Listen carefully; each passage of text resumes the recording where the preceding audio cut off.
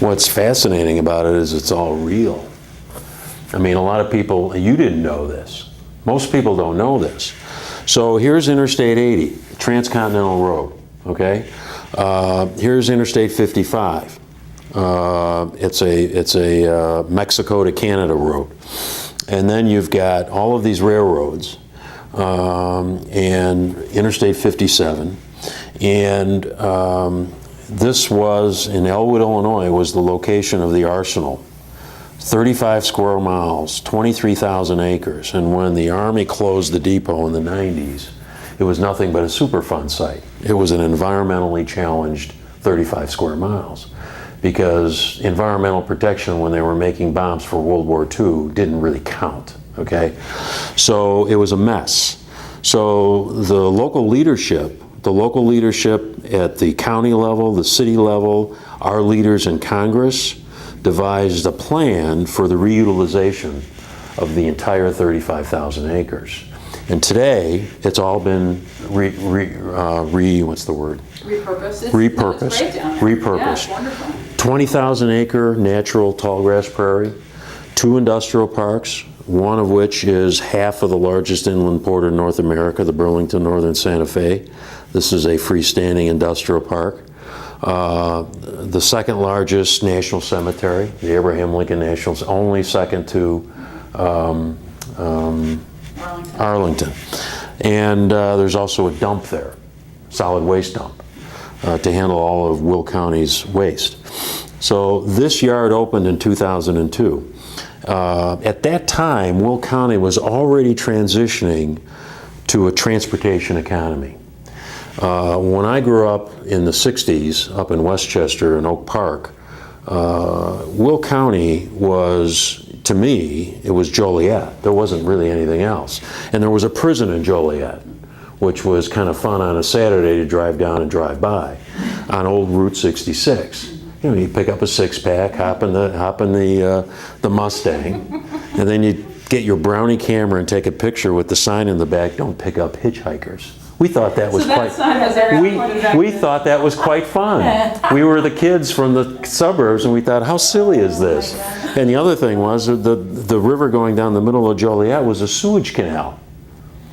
It was at the time. It's not still? No. I'm kidding. No, it's not. I mean, it's filthy, but, you know, why they're trying to make it into a recreational river is beyond me. So long story short, so the Army closes this. We get Congress and the state legislature to give us money and a plan. We create a little special unit of government called the Joliet Arsenal Development Authority, and they go and seek users for this industrial park, and a master developer, Centerpoint Properties, which is the largest industrial developer in the Chicago area, took a bet. They took a risk. They said, we think this, much like the Arsenal, is a national treasure in terms of location. Let's build a big intermodal port. Intermodal is where containers come in from the West Coast, from China, offload on the West Coast onto trains. It's a unit train. And it goes directly from Long Beach to Will County. Doesn't stop anywhere. Double stack, either 20 or 40-foot containers, international containers. They get off, you know, flat panel TVs, sneakers, clothes, perfume, whatever is being made in China is being put in steel boxes, put on a ship, offloaded, put on a train. Now about a third of it gets distributed in the West Coast because that market is huge. The other 2/3 get put on these unit trains. It takes about 2.5, 3 days to get to Elwood and Joliet. The containers are offloaded, put on trucks, and then distributed to about 2/3 of the U.S. population. Okay? That's really fast. That's what's been happening. So when you said port, I'm thinking, what in the world are they called? But it's more than an inland port. Inland port. Inland port. And you're going to hear more and more of these. Kansas City has started one. Yeah. They built one down in Decatur. Yeah. Now, how many people would you say that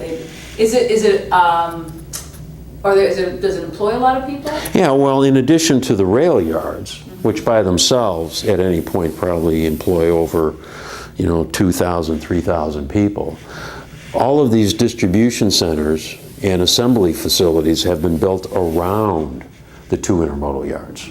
And so you've got Home Depot's largest North American distribution campus in Joliet. You didn't know that. Walmart's second largest distribution campus in the US is in Elwood. You didn't know that.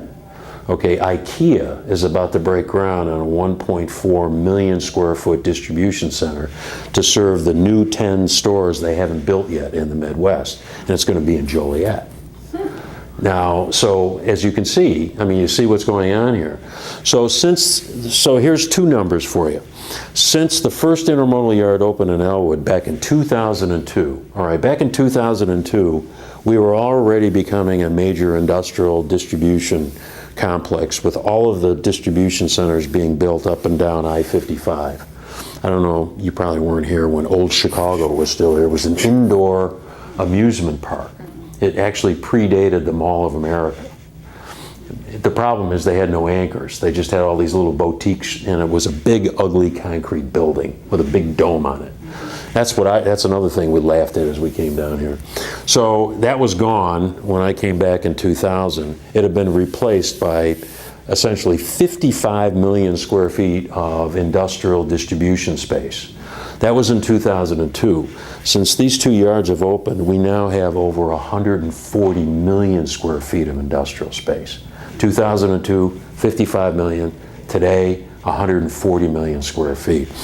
The second thing that's happened is the jobs that have come around as part of this development.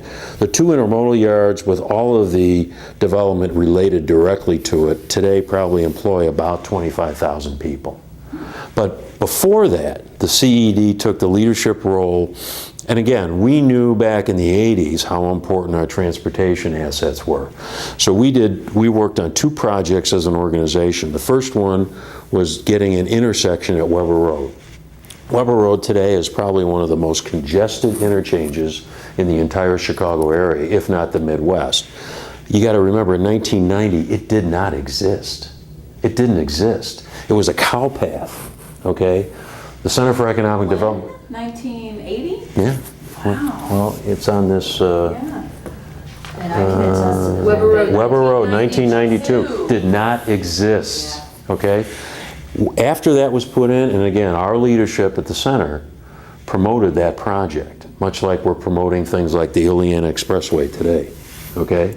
So we took the leadership role on this. As a result of that, there's been over 60,000 jobs created in this area. Second major project, might have come first, was Hobolt. Yeah, that was earlier, 1989. Down here, Hobolt Road Interchange, which is the primary access into not just JJC, but a lot of industrial development down here as well. Again, probably another 25, 30,000 jobs as a result of that interchange. So you invest in infrastructure, whether it be highways, railroad intermodal yards, locks and dams for our inland waterway, building new interstate highways, the economy blossoms behind it, especially in the global economy today. Now, 30 years ago, 20 years ago, maybe as soon as 15 years ago, if CenterPoint would have built this intermodal yard then, it probably would have been a failure. But it wasn't until the Japanese or the Chinese started manufacturing at a very high level, and they decided to start shipping the goods over in these containers. Well, the ports on the West Coast were suited for that, but most of the shipment from the West Coast ports and the East Coast ports coming from Europe were then offloaded onto trucks and then driven across country. Okay? So the railroads figured out, get rid of the boxcars, we're going to make more money. So, and the final sort of straw for us that helped us, now historically, all the rail yards have been in the city of Chicago for 150 years. So one would think, well, how come they're just not taking it all the way into the city and then offloading the containers there? Certainly it's closer to, big masses of people. Well, the problem is, because of the old rail yards, the congestion, the conflict between the passenger rail and the freight rail, it takes 3 days to get the freight train, the unit container train from the West Coast to Will County and to Chicago. But because of the congestion, it takes another 3.5, 4 days to get the container off the train. So if you're Walmart, wanting to meet a surge of flat panel TV sales on December 15th. And this arrives in Chicago on December 14th, and it doesn't get to the stores until the 23rd or 24th. They may have lost 50% of their potential sales. They come into Will County 3 days from the coast. It takes 8 hours to get the container off the train, as opposed to 4 days. So what's interesting is the BNSF built their first one. Coincidental to that, the UP built one out in Rochelle, where that tornado hit last week. And that's along I-39. Their bet was Elwood, Rochelle, still pretty much the same market. Well, as soon as this yard opened, the BN started eating the UP's lunch. So they decided, well, we're going to have to come into the neighborhood. Almost like a mall concept. You need two anchors to really drive the business. And that's really what solidified us as this largest inland port in North America. We've got a third project going on right now down in Wilmington. This is where Michelin is building their 1.8 million square foot distribution facility. We're also, as I said earlier, working on the Ilion Expressway. We're working on the South Suburban Airport, which could open as a freight airport, which would complement the other freight activities that are going on here. So, I mean, if you ask, how did Will County come out of sort of the Rust Belt doldrums? They reinvented themselves. But they didn't just snap their fingers and say, we're going to be something else. And again, through the CED, and I'm very proud of the organization, they said, well, let's look at what we have. Let's not look at what we had, okay? Because we're still losing manufacturing jobs. Caterpillar 2 weeks ago announced they're sending the last part of their production of their Joliet plant down to Mexico. And that's been an ongoing play. I mean, Zenith, Maytag, Whirlpool, you name it. It's all been heading to Mexico. For a while it was going to China. But Caterpillar and others have found that there's quality control issues in China. There's intellectual capital problems in China. There's money problems getting profits out of China. Much easier for these mega companies to do business in Mexico. I'm not sure that the environment for the workers is all that great in Mexico. If you've done any studying about that, we get a lot of complaints about these crummy warehouse jobs. Well, first of all, they're not warehouses. Warehouses keep products for 6, 7, 8 months or a year or more. It's kind of like my garage. These are distribution centers. They turn over 12, 15, 20 times a year. Stuff doesn't stay in these buildings very long. In fact, there's a UPS big facility, and it's up on, I can't think of the name of the town. Anyway, when a product gets off, when a package gets offloaded in one side of that building, goes through the sort facility, it spends no more than 12 minutes in that building before it comes out the other side and headed to another destination. It's not quite that fast here. Now, the other thing that was unexpected in terms of economic benefit for this whole logistics activity was the agricultural community. So here we are in 2003. We start having 300,000-400,000 containers starting to come into Elwood, Illinois, and the leadership is thinking, what the hell are we going to do with these empty containers? We don't have anything to ship back, at least nothing right now.